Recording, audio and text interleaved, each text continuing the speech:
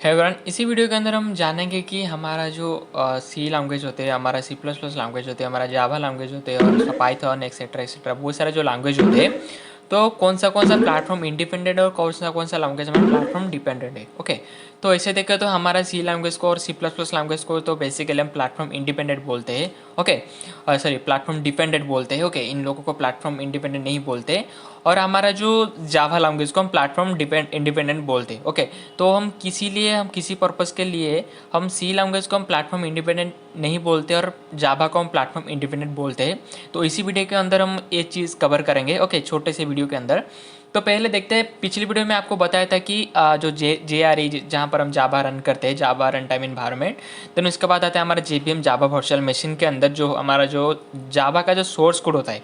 Okay, जावा का source code नहीं, हमारा जो सोर्स कोड होता है जावा का सोर्स कोड JVM के अंदर, वो कंपाइल होके रन होता है। ओके, देन हमको आउटपुट शो करता है। सिर्फ इसी तरह हमारे सी लैंग्वेज के अंदर मैंने आपको और भी बताया था कि सी का जो सोर्स कोड को हम कॉपी करके विंडोज़ के अंदर एक सी लैंग्वेज की जो है कि सारे के सारे जो सोर्स कोड होते हैं, वो सोर्स कोड को हम कॉपी करके जाके लिनक्स के अंदर, लिनक्स ऑपरेटिंग सिस्टम के अंदर डाउनलोड, लिनक्स ऑपरेटिंग के अंदर हम जब भी उसी सोर्स कोड को हम वहाँ पर कॉपी करके रन करेंगे, देन वहाँ पर वो रन नहीं होगा। ओके, तो इसी बेसिस पे मैंने आपको कुछ सिंपल एग्जांपल दिया था। इसे इस तरह प्लेटफॉर्म ये इंडिपेंडेंट और इंडिपेंडेंट नहीं है। तो अभी देखते हैं यहाँ पर। तो यहाँ पर मैंने एक सिंपल एक एग्जाम्पल लिया हुआ और एक डायग्राम लिया हुआ है। यहाँ पर देखो, यहाँ पर सी का सोर्स कोड है। ओके, ये हमारे सी का सोर्स कोड है। देन यहाँ पर उसके बाद ये कंपाइल होगा। ओके, यहाँ पर लिखा है C compiler for Windows platform. Windows platform के लिए कंपाइल हो रहा है। ओके, देन विंडोज़ प्लेटफॉर्म के लिए कंपाइल होने के बाद देन यहाँ पर ये तीन ऑप्शन आ रहे हैं। यहाँ पर देखो, यहाँ पर पहले आ रहा है हमारा Windows platform dot EXE, then उसके बाद यहाँ पर आ रहा है Linux platform dot out, then Mac platform dot DMG। Okay, ये हमारा EXE जो होता है ये एक्सटेंशन होता है, और लिनक्स का ये डॉट आउट, ये हमारा लिनक्स का लिए एक्सटेंशन होता है, और ये हमारा मैक के लिए होता है डॉट DMG। तो ये इसी पर्पज़ के लिए ये प्लेटफॉर्म इंडिपेंडेंट नहीं है। तो देखो, हमारा जो विंडोज़ के लिए हम जो सोर्स कोड रखा है प्लस सी का, ओके, सी का विंडोज़ के लिए जो सोर्स कोड रखा है, तो उसी सोर्स कोड को हम जब भी लिनक्स के या मैक में, ओके, लिनक्स या मैक में, वहाँ पर जाके उसी सोर्स कोड को कॉपी करके पेस्ट करके हम रन करेंगे प्रोग्राम को, हमारे सी प्रोग्राम या सी प्लस प्लस प्रोग्राम को, देन वहाँ पर वो रन नहीं होगा, क्योंकि इसी पर्पज़ के लिए वो प्लेटफॉर्म इंडिपेंडेंट है। लेकिन हम जब भी एक जावा प्रोग्राम को, ओके, यहाँ पर आप देखेंगे जब भी हम एक जावा प्रोग्राम को हम रन करेंगे तो ये रन होगा। ओके, यहाँ पर इस सिंपली देख लेते हैं। सी कंपाइलर और Windows platform generates .exe file after compilation which only understand Windows platform. Okay, C language only हमारा विंडोज़ में वो पहले कंपाइल है, तो वो फिर से जब भी हम कॉपी करके उसका सोर्स कोड को पेस्ट करेंगे और एक लिनक्स या मैक में, तो वो वहाँ पर रन नहीं होगा, सी वर्सी वो विंडोज़ में ही रन करेगा। लेकिन हमारा जावा को हम जब भी रन करेंगे और एक विंडोज़ में या लिनक्स में लेकर या मैक में लेकर, तभी वहाँ पर ये रन होगा। तो इसीलिए हम जावा को प्लेटफॉर्म इंडिपेंडेंट बोलते हैं और सी प्लस प्लस को हम प्लेटफॉर्म इंडिपेंडेंट नहीं बोलते। ओके, तो ये हो गया। देन उसके बाद जावा के बारे में कुछ देख लेते हैं। जावा हमारा प्लेटफॉर्म इंडिपेंडेंट क्यों है? तो Java is a platform independent because of JVM का मतलब ये होता है Java virtual machine. Java virtual machine के द्वारा, मतलब इसी की पर्पज़ में, इसी के लिए, JVM के लिए हमारा जावा जो वो प्लेटफॉर्म इंडिपेंडेंट है। JVM का ये होता है कि जावा वर्चुअल मशीन होता है, ये क्या करता है कि हमारा जावा का जो सोर्स कोड होता है, ओके, जावा का जो सोर्स कोड होता है, सोर्स कोड का मीनिंग हम जो कोडिंग लिखते हैं, ओके, जावा का जो सोर्स कोड होता है वो सोर्स कोड को वो कंपाइल करता है। कंपाइल करने के बाद वो क्लास नाम का, डॉट क्लास नाम का एक बाइट कोड आता है। ओके, कंपाइल करने के बाद वो एक डॉट क्लास नाम का एक कोड आता है, देन उसको वो बाइट कोड में कन्वर्ट करता है।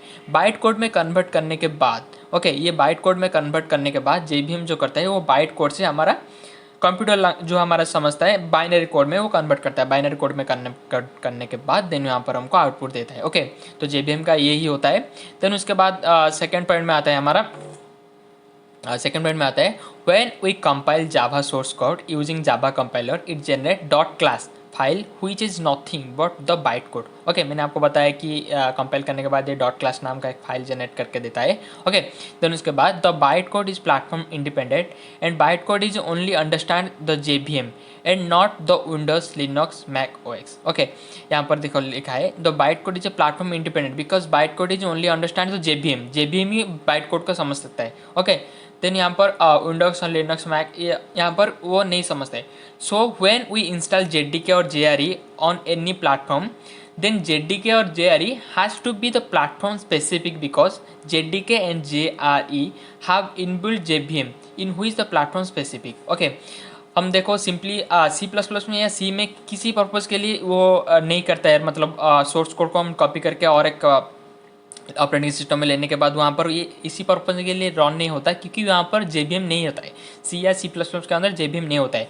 और जब जावा में क्या होता है, जावा वर्चुअल मशीन होता है JVM किसी के अंदर होता है, हमारा JDK और JRE के अंदर होता है। ओके, JDK होता है जावा डेवलपमेंट किट और JRE होता है जावा रन टाइम एनवायरनमेंट। जावा रन टाइम एनवायरनमेंट के अंदर जो JVM होता है, इसकी वजह से वो हमारा जावा सिंपली बाइनरी कोड में कन्वर्ट हो जाता है। बाइट कोड के बाद वो सिंपली बाइनरी कोड में कन्वर्ट हो जाते हैं और हमारे CPU को अंडरस्टैंड हो जाता है कि बाइनरी कोड में कन्वर्ट होने के बाद वो हमको आउटपुट देता है।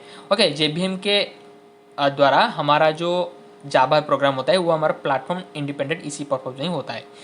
Then JVM is basically responsible for converting dot class और byte code into platform specific executable files. Okay, JVM हमारा जो भी JVM बेसिकली रिस्पॉन्स करता है किसको, डॉट क्लास या और बाइट कोड, ये दोनों सेम होता है। ओके, उन लोगों को वो कन्वर्ट करता है हमारा बाइनरी कोड में, देन उनको हमको आउटपुट देता है।